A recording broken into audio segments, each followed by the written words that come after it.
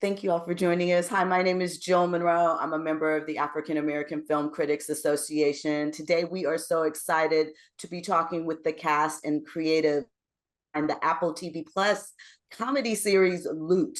We have actress and producer Maya Rudolph, executive producer, excuse me. We have Joel, Joel, Kim Booster, Ron Funches, and Alan Young, and Michaela J. Rodriguez. We're going to introduce you to the members that are on the call to kick things off.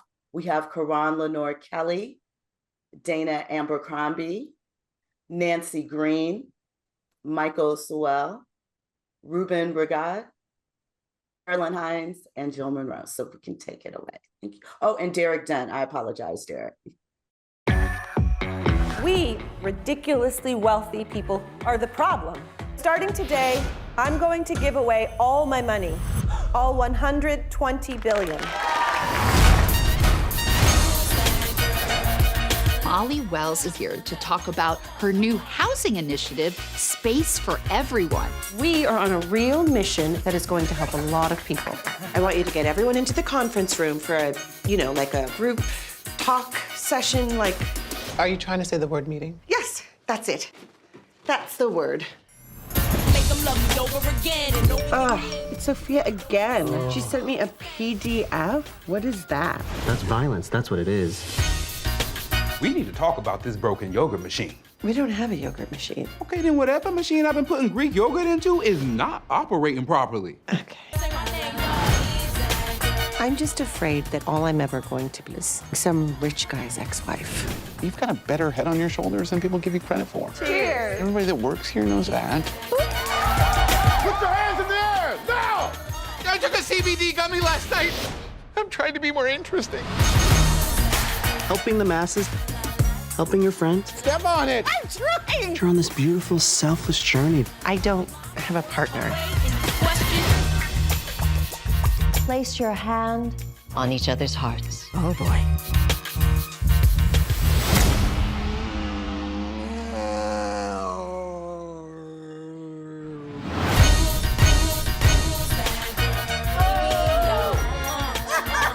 Oh, God, my nipples are melting.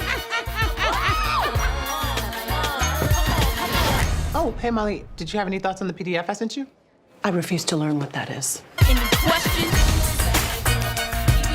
Here we have a folic acid kale smoothie. What flavor is this? Gin. That's it. That's what I'm tasting. Derek, she tried to forget about you. Can't forget about Derek. He controls the whole universe. That's right.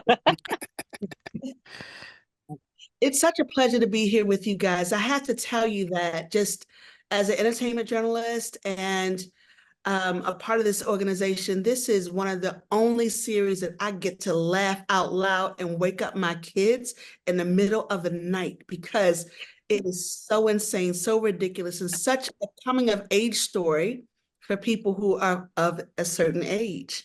Mm-hmm. So I want to ask you what you learned about being older and re-entering a workforce, being a part of a workforce.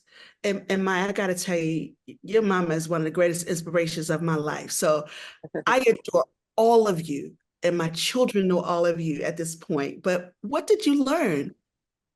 Thank you, Karan. I think this show is such a great example of what I've learned because I really wanted this experience to be a positive one. When I was younger, I worked really hard and I was really tired and pretty cranky and not always creatively fulfilled. And getting the chance to, when Alan and Matt asked me to join them on this show, I felt like it's just so nice to be invited in and show up as yourself and to bring what you do to something. And because we had worked together before, we knew that we wanted to collaborate together in this way. And so that's just already reassuring. And then knowing that people, Joel always reminds me that I'm, the elder of the group. And like, that's, it's a privilege. It's really a privilege and a joy to feel like oh shit, who's hosting this party? I am. Like, okay, then let's have fun and let's be happy here, and let's not, it doesn't have to be an unhappy workplace. So we really like what we're doing, but we also like to create it so that we can still go home and be people, and not kill ourselves, because I've done that and it's unfulfilling for me personally. I'm sure there are wonderful projects where you kill yourself and you get amazing results, and I'm sure that's great too. But that's what time has given me, is the chance to ask myself how I want to work and the people that I want to surround myself with. So I just think, and we saw so much of that, especially in this second season. I think we really finessed how we make this show.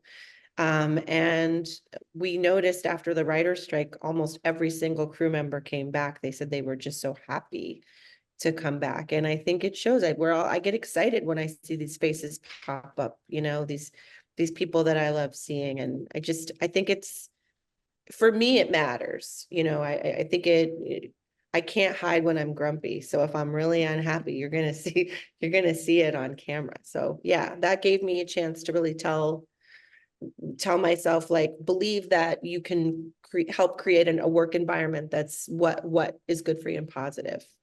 And you can always cheat and say, like, I gotta go home, I gotta do stuff with my kids, and then just get out of there. Well, I'm your mother, so I'm gonna ask the other mother, MJ. Oh my God.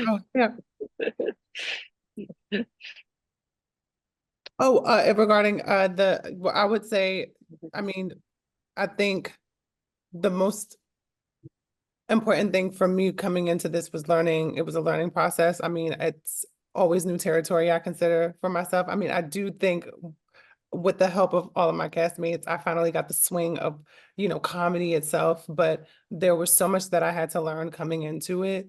And I always wanted to challenge myself and be versatile. And I think each and every last one of them helped me do that, bringing Sophia together and tying her in as a complete and actualized human being. And I mean, not only do I get to have and share spaces with like Ron and Joel and our character development, but it's always so good to see also like two just strong, powerful women in positions really just leading. And I think Molly and Sophia are the great kind of examples of that. And I don't know if me as Michaela J can fill those roles, because that's another story. But I feel like watching them on the television screen, all of us, it's a great thing to see. So I think that's what I've learned, and I'm happy. I wouldn't have it any other way, I'll tell you that. Thank you so much. These performances were brilliant. And like I said, I laughed out loud every second of the way and woke my children up. I take great pride in waking my children up when they sleep. Thank you. No problem. Dana Abercrombie, the coalition. What I wanted to know from Joel is, he expressed that he doesn't feel Korean enough. Will this be explored later on in the season, or will this be something that you feel is a passing moment? It's definitely not a passing moment. It crops up.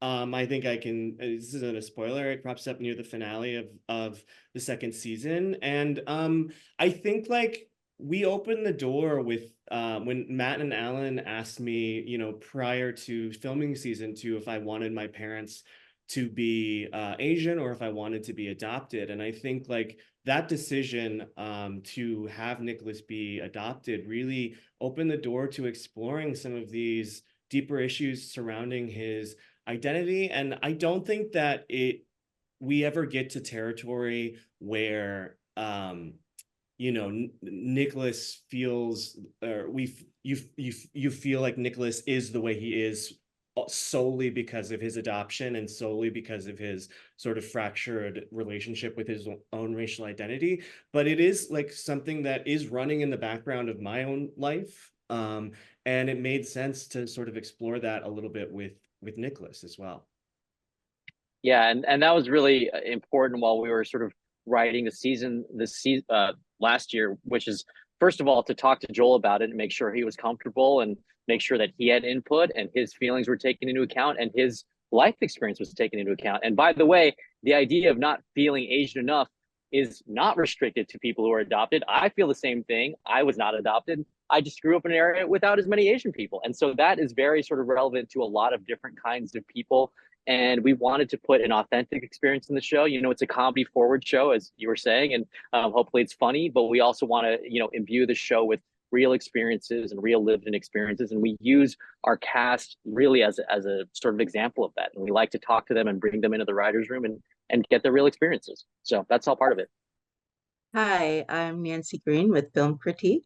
I wanted to know with the show, if you can talk a little bit about how you got involved with it and what really was the turning point that made you decide that you really wanted to do this. I was asked to do it, so that I know.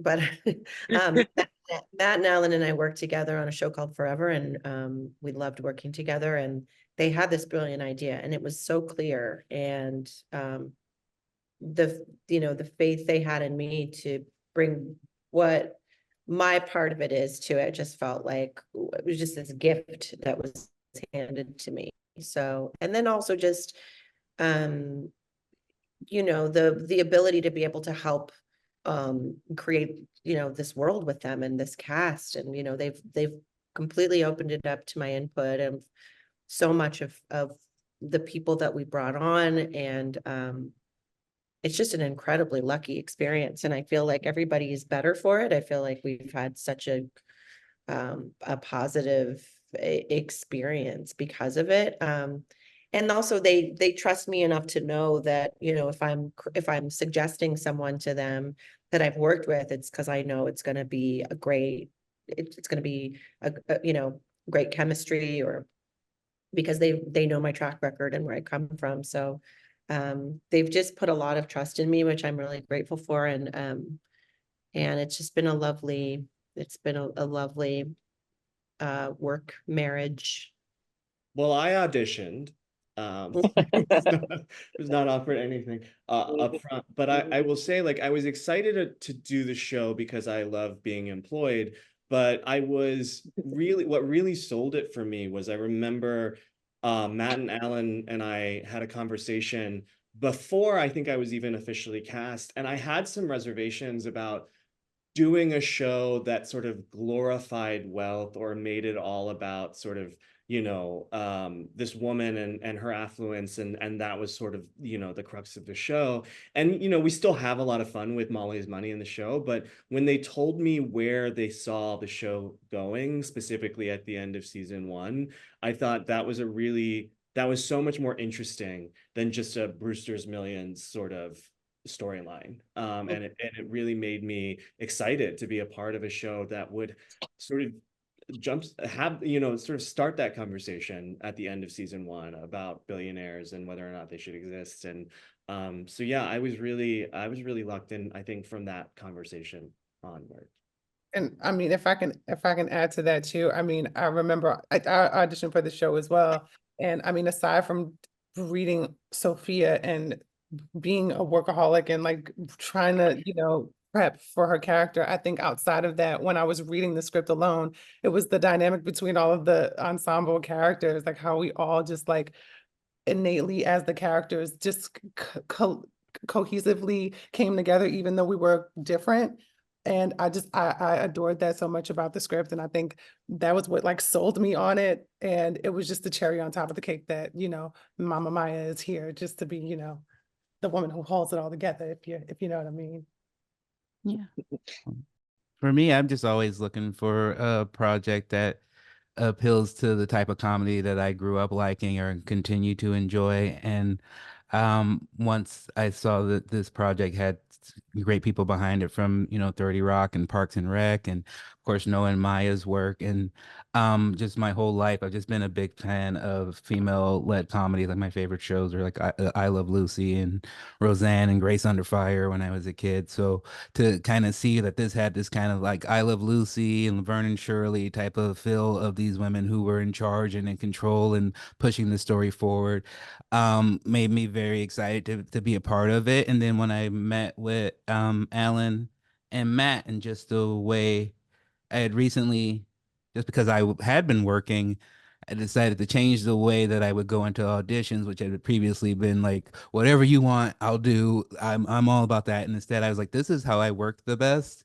I'm really good at collaborating. I like to pitch in. I don't care if you necessarily use everything I do, but if I don't feel like I get to play, then I shut down emotionally. And so I had some also ideas about the character that I thought could change him a little bit and add a little bit more of my background to it, and just how open they were to everything, and how much um just how smart and just enjoyable they were to work with in that small period made me be like, okay, this is something I definitely want to do, and it's proven to be my favorite job I've currently ever had.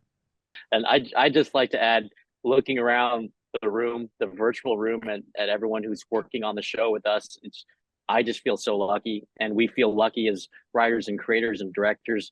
We have a cast that is stacked and loaded with talent, and each and every one of these actors could lead their own series, lead their own movie, and we're fortunate enough to have them all in the same room. And I really feel that strongly. And on top of that, just to echo what Maya said earlier, this is the most fun experience. We have started the writers room for season 3, and it's the best writers room we've had. And it's just, I was talking to a writers, we were taking a walk after lunch, and he was just like, is it like this all the time? And I was like, yeah, we work hard, but we like to have fun, and we really feel like that's the best way to get the best out of people.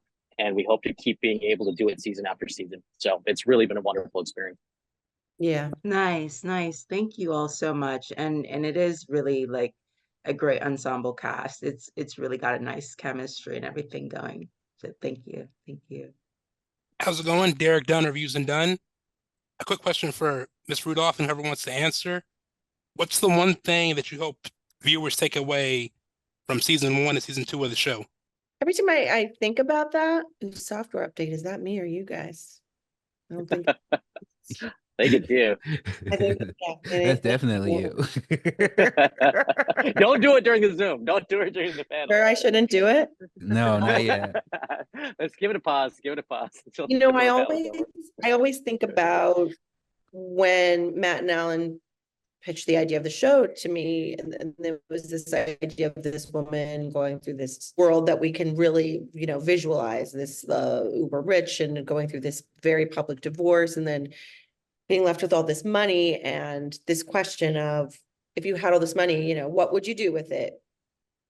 And would you use it for good? And so this idea of like, yeah, it's fun to see all the billions, and that's the world that we get to see, but also the good that can come from it is always what I'm left with. And so I feel like this season in particular, you know, the first season she decided to give away all her money, and I felt like, boom, that was such a big statement, you know, and to say like, you know, this can look a lot of different ways. Being a billionaire you can still be have some sort of conscience, or think about people other than yourself.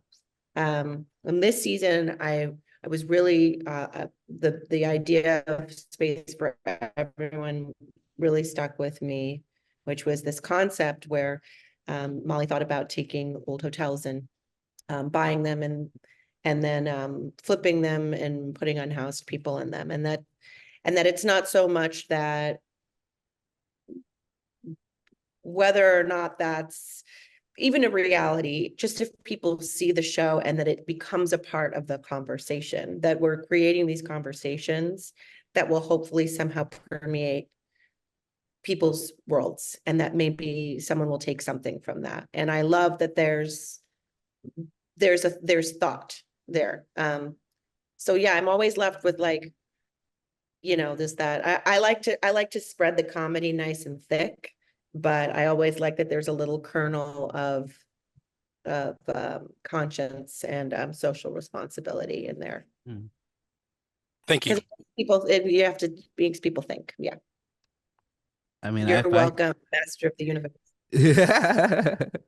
Well, one thing I wanted to say, just because I was speaking with you guys in particular, that I love about this show, and I was riding in an Uber, and the guy who was my Uber driver was talking to me, and he just said that it's so rare to find a show that is black led that just plays to the highest intelligence. And I like that so much about this show. I like that this is a show that and for me in particular, as a person who pitches shows and the person who watches shows, I just get sick of the same black stories where it either deals with black poverty or slavery or the same or being locked up, incarcerated, just the same stories over and over and over. And this is a show that deals with black affluence, black intelligence, problem solving, identity issues, issues with your family, and at the same time, we're just making dumb jokes the whole time. And this is the type of show that I think is truly progressive and truly shows what Los Angeles is like. The just the difference between wealth, the difference between lifestyles of people who have to live in close proximity between each other. I think is low key just a super smart, very wonderful show. And I just want, if anything, and that's what I want people to see. I like that. I would say, I think he really just like laid it out for us. But if I can just like piggyback off of that, I think one of the things I love to see is obviously the plays between the growth between each episode and us seeing how we've come together as like kind of this family, you know what I mean? I mean, we're obviously they're not family members aside from Molly and Howard, but there's still this like kind of family core that I really love seeing. I love seeing Mama, I always keep saying Mama Maya, forgive me, Maya, but like, like she's like the mother of it. And then we have Nat who's playing somewhat of the father figure. And then I always see myself and Joel as like the siblings that argue all the time. And then you got Howard that's like the uncle, and Ainsley, she's like a distant cousin, like but I more importantly to what Ron said, it's so good to really see two affluent, strong women of color in the forefront and giving an idea to how young women can be in these positions, and that it doesn't have to be so hard. We can get there and we will make it, and there's an opportunity there. And it goes to show, like, the hard work between both of these women throughout the work of the show. But that's pretty much what I had to say. I feel like, Ron, you took that away, boo. Yeah, you ate that, Ron. He really did. Thank you. That's been eaten. Nothing left for the rest of us. I like the show. Hi, everyone. My name is Carolyn Hines for Carolyn Talks Podcast YouTube channel. Thank you so much for joining us, and thank you so much for this show. It's extremely funny, but I think it's also very socially conscious and very self-aware of what the story is, and like how different people from different walks of life could read into the different characters and storylines. And in talking about the different characters and storylines, what I think is very interesting about this show is, while the character of Molly is kind of the center of the story, she's kind of like the head of this family, as Michaela's calling her like the mama. I think it's interesting that she isn't the one that puts all of the friendships together. Normally in these kind of ensemble shows and films, the lead is normally the person who says, oh, come, like, basically make friends with this person. This is who I want you to be friends with. Whereas in this show, the friendships kind of like come together organically. For instance, the friendship between Nicholas and Howard forms organically, because Howard goes straight up and say, I'm Goku and you're Vegeta, and then, which I thought was hilarious, but also I was just like, I understand that reference. And so it was like very apropos. But then also for like Sophia and for Molly, like their friendship goes not from acrimony, but I guess from a place of misunderstanding, where they didn't understand each other's mindset and each other's goals. So I want all of you to talk about just like how the friendships aren't formed because of Molly. And I like that they happen organically. Alan, you can go first, and then it'll be I guess we could go with Ron and Joel and Michaela and Maya. I'll go last. Yeah, don't eat it all before she gets there. No, it really, I'm glad you picked up on that, and thank you for the question. It really, besides the social message of the show and the sort of, messaging about class and the messaging about people coexisting in LA who are existing on different strata, I think you picked up on something which is a kind of stealth message in the show, is people who think differently and seemingly live differently and appear differently even can be friends and get along and work together for a common good. And so the Nicholas and Howard relationship is, is one that always kills us. It's so funny, and it's just these kind of opposites who, are ultimately good at heart, even though sometimes it doesn't seem like Nicholas is. They're ultimately good at heart, and they find this common ground, and it's just ultimately very heartwarming to watch. And I think both Matt and I feel like that's our sensibility in terms of crafting a show. And we've worked on shows in the past where there's a reward in seeing these different characters interact. And what we found going into season 2 was we still had a lot of pairings and trios that we had left on the table. Like we hadn't seen Sophia and Arthur, and we hadn't seen Sophia and Howard as much. And we hadn't seen, we built Sophia and Molly so strongly during the first season. We wanted to see all of these different electrons bouncing off each other and finding which pairings really had some magic to them. And so we really enjoy building these characters up as three-dimensional people. And then once the audience hopefully gets on board with those people, there's a magic in seeing them interact with each other and become friends and become a work family. So it really fills you with joy, hopefully, while you watch the show. And I'll let these guys talk about more specifically how their characters and by the way, a lot of their characters we pulled from the actors, as Ron has mentioned and Joel has mentioned, and that's another gift that they've given us in terms of us making the show. So I'll let them take it away because they're actually living it as they perform. Yeah, just to piggyback off what Alan's saying, I think what I love about any great workplace comedy is that it mirrors a really great workplace where you will meet people that you never would have given the time of day if you were just out in your neighborhood or out living your regular life, that you're forced to interact with, like if you're in high school or, at a big, large campus at work, and you end up making these great friendships that you wouldn't have otherwise made. As far as like real life, it's pretty easy because I think most of our relationships just mirror how I really feel about them. For me, like I'm a very open person and I enjoy all these people so much. And I think Howard's relationship with Sophia is how much he appreciates how strong she is and how much work she gets done, which allows me not to work much at all. So I have this beautiful respect for her. And then when I see Joel, it is this thing of like, oh, he's so cool. He's so nice. He's handsome, just like me. And it gives me a person to really lean into and enjoy. And then it's easy to just, to play Maya's cousin and just be like, this is a person that I love because I do. I just do. I did when I was afar. And then now that I work with her, it just confirms what you think about her from afar. She's the kindest, just makes you feel seen, makes you feel, I think one of the best things you can do, and I think is difficult when you are the number one on a show,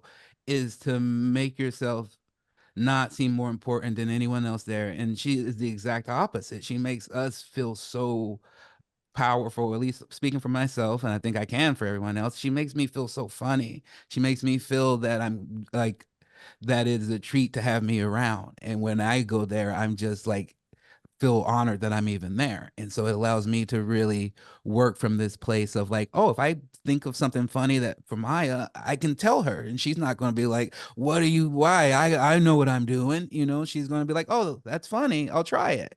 And it makes you, and it really verifies the hard work that you've put in to get here. I think we just truly enjoy each other. Yeah, I guess for me, the thing that is so fun is that this show does such a good job of servicing all of us and our growth.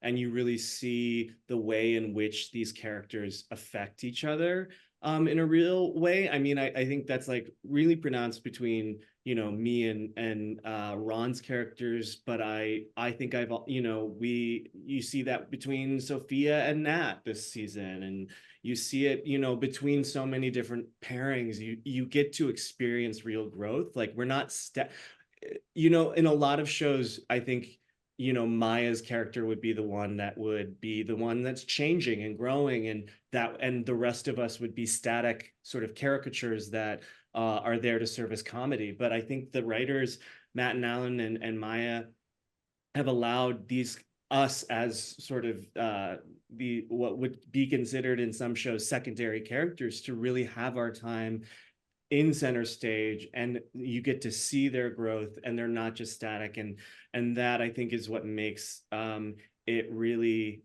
fun and fulfilling to work on as an actor. And to echo really quick what Ron is saying, like Maya isn't hanging out in her trailer while the rest of us are, on set. She's there hanging out with us. There is no separation, and it makes a huge difference when the number one is just sort of like in the trenches, like eating the same snacks as you, and like, showing videos. I don't know. It's so easy. And I think like that's what makes it easy to portray these characters and their friendships on screen, is because everyone is just we really like each other. It's very, very true. I love all these people that I'm looking at right now. I would say I agree with Joel. I mean, I remember going in, like I said, reading the first episode and then like becoming a complete fan. I realized that they really put their hearts into writing these characters, and then they took a piece of our hearts and we added that to it, which made a kind of like a fantastic cosmic burst of like comedy and great television. You can see also with me, I was reading a lot of the characters outside of myself, and I noticed that there are some things that each and every last one of our character, at least from my standpoint of view, wants from each other. I would see certain instances where Sophia would the life that Nicholas lives. I feel like there's this thing where she holds to herself where she's like, I don't know if I could ever reach that, because he has such a great position. Or even in Ron's position, how free Howard is, and Sophia's his freedom to love what he loves and to be who he is, and being that Sophia is so pulled back. I see the differences in each and every one of those characters, and I think that's what made it so much easier for the characters alone to come together with each other. It's kind of like what would happen in a realistic circumstance too. As I mean, obviously we're different. When I came in, I knew I would just love all of them because I just am fans of all of them. And I like I said, I'm a learning sponge board when it comes to them. Sponge board? Is that a real thing, y'all? Sponge board, sponge. It's sponge board, Yeah. square short. Square shorts. Yeah, like I feel like they are like, I mean, I'm the sponge to their knowledge, and I think that's how also what contributed to us showing what can be conveyed on television to these characters. And I just, the only thing that I want to bring to that is that I find, for me personally, comedy is even more fun when you're part of an ensemble, especially when you know the players. I find myself much funny among other funny people. I don't like being funny in a vacuum.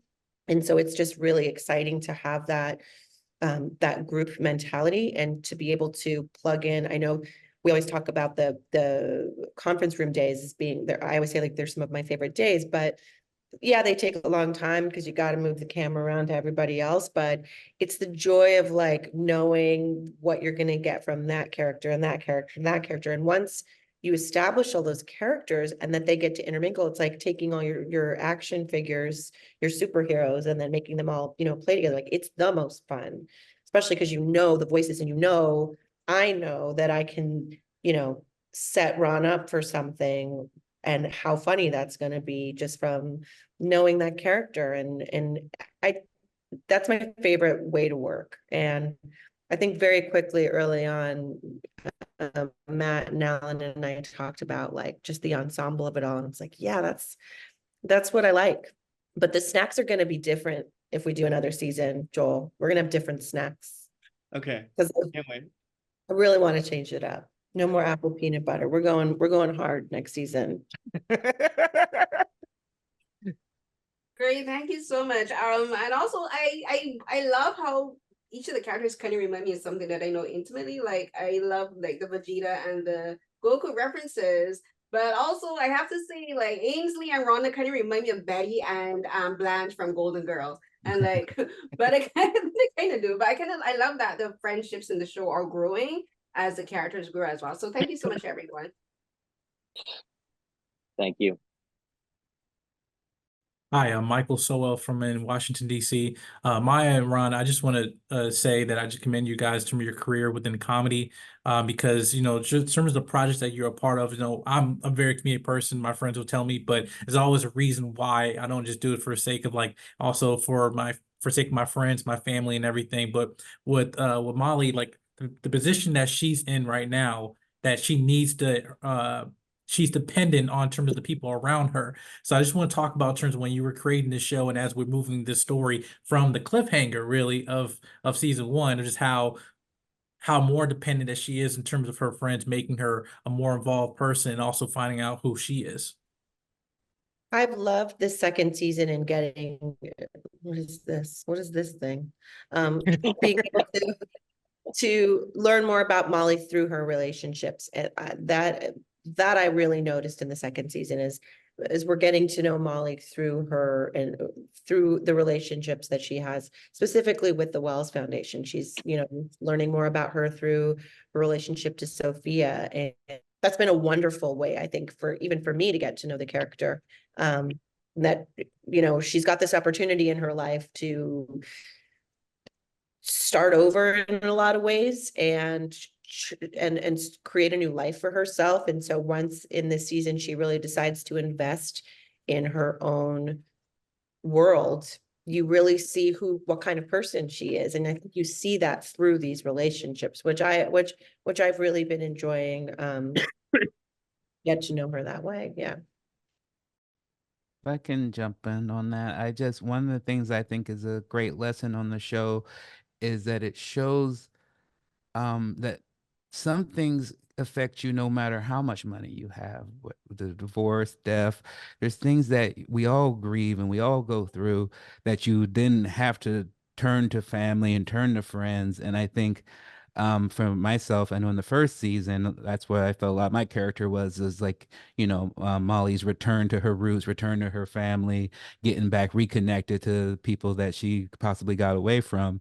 And one of the things I love seeing in the second season is the further growth between the relationship between Nicholas and Molly, where you see, because I think there were moments where you saw how much he cared for her, but I think really in the second season, you see how much that this is not just a job for him, that he loves her, that this is like a mother figure for him that he cares about, and that they have the relationship, that they can have fights and that they will still always come back together. And I think having those type of friendships, having that type of growth is what you need, no matter like when you're down and out, that's where you turn to, and that's what you really find really your friends are. And I think that's been a really fun thing to watch these last two seasons. Yeah, that's true. Once again, Ron, I agree. Thank you. Thank you so much. Thank you. Hi, my name is Ruben Peralta from Cocaleca.net. My question is for all of you. As a creators, do you feel that now streaming is like a new home to tell new stories, or to tell like longer stories with the developing of characters and developing different skills for writers? Alan? I'll start. It's really funny because I feel like we've gone through a few stages of streaming, and there was kind of that era where people were doing really weird stuff. Me and Maya included, we did a really weird show that was really fun to do and taking big swings. And I actually feel like this show is a little bit hearkening to the era of television where you just fall in love with the characters. And I think that's an era of television that a lot of people kind of miss. And I'm not saying it's a retrograde show, because I think it's very progressive, as you guys have mentioned, and people have talked about why it is progressive. But I will say there's something about sitting down to watch a TV show and just loving the world, loving the characters, and loving the venues in which the stories are being told. And I think every week with our show, we strive to build and deepen our characters' relationships and who they are. And I think that's a television fundamental that has lasted through network, through cable, through streaming. I don't care what the platform is. You got to build these characters, build your world, and build their relationships. And I think in our show, hopefully they're going to make you laugh. We'll have a little bit of a message at times, but really, it's really falling in love with these characters and these actors and these performers and the writing and directing. And that's really the fundamentals that have shaped this show, I think. So we're really happy to be on Apple, and Apple's been incredible partners for us. But I think at the core of it, it's these kind of fundamentals that we've relied upon. I mean, streaming is, it's overwhelming, how much content there is. I think Alan is right that I like that there is, it's kind of back to what Ron was talking about, that there's this core sort of feeling to these shows that we all grew up on, or that we feel good about, relate to. And I know growing up watching shows, I would wish that I could be on them. I wanted to be the Fonz's girlfriend in every episode of Happy Days. I just wanted to be part of the ensemble, what seemed like a great friendship, a great family. And I think it's very exciting to be a part of something that you really truly admire or value. And so thinking about the show in that way, it's very cool. But in terms of streaming, like, it could be, it's overwhelming. It could be anything. I don't know. I think we're living in a time where there's just so much content, and I'm grateful that people can find us. And it's wild, right? I keep saying it's like the wild, wild west, but there's just so many ways to watch things. But this does feel very straightforward in that we can tell a very, there's something familiar about this format, and yet what's so beautiful is that we can be progressive and we can be telling something in a brand new way. And I feel like the power of being able to be on a streaming service and be able to tell the stories that we want to tell is of incredible value. Something that I don't know I would have necessarily been able to do 10 years ago, 20 years ago. I don't know. The only thing about being on streaming that I think is like, sometimes I wish our show was on a broadcast network, is the length of the seasons. Like, I think our show could handle being like old school 22 episode season, and we'd get to do even goofier one-off stories, because there's not always the real estate. I think when you have 10 episodes, like every episode has to matter in a real significant way to the characters and stuff like that. And it would be so fun sometimes to just like, I don't know, get to do like stupid, like more storylines, like the Taylor Swift storyline that Howard and Sophia got to have this season. I mean, there's still so much, they still find space for it, but write to Apple and ask for, a few more episodes every season. Well, like, you're right, because the truth is, like, that could also happen. You could be on a show that has 22 episodes on streaming. Like, the sky's the limit at this point. I mean, they obviously don't want to pay us for all those episodes, let's be clear, but that is kind of what we're dealing with, is like content can sort of look like anything more and more, it feels like, which has its highs and lows, but you're right. Yeah, I like that it can be custom fitted, that the runtime can fit the story, and that I think what I like about the show, that it feels like such a classic show that I would have seen on any time and on any network, and then I hear Maya say fuck, and I'm like, oh wow, this is a streaming show. And then we get great music, which I think is a big bonus of being on Apple, that the show is so beautiful and so has such a great soundtrack. And just to echo that was the only thing I say was what Joel said, is that I feel that this show certainly feels like it should be a couple episodes longer each season, so that we can have, because your life doesn't always have big moments and big changes every week, and it is nice to have those. I love those old episodes where they were just like, oh, we want to go win a car, we got to go touch the car, whoever stops touching the car loses. I love dumb stuff like that, and I just wish we had a little, I mean, I guess selfishly I just want more time to hang out with these people doing silly stuff that isn't always moving, being like, oh god, I gotta focus on this character because things are moving forward, We got a frozen Jill. On behalf of the largest group of Black critics, I want to thank you for I'm frozen. Am I here now? You're back now. Yeah, you're back. You're back, Jill. Okay. I said Maya had Pinky Tuscadero aspirations as well. So shout out to that and jumping the shark. On behalf of the largest group of Black TV and film critics, we want to thank you for joining us on this episode of the AAFCA Roundtable series. Thank you, guys. Thank you so much. Thank you, guys.